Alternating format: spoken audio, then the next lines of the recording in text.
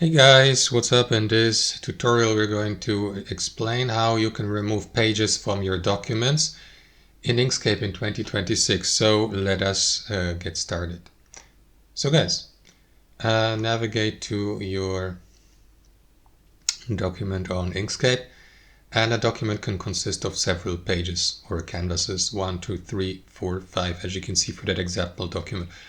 So to add or to remove these pages, you will need to access the page tool. You will find it at the bottom of the left sidebar, and then the cursor will switch to that appearance so that you may insert a new page, but that's not what we were about to do. What we were about to do is to remove these pages. So to do that, switch from the insert page at the top to delete or remove page, and then the selection or the cursor will switch to this appearance, and Inkscape will automatically redirect you to the closest page here. Click into it and remove these pages, 1, 2, 3.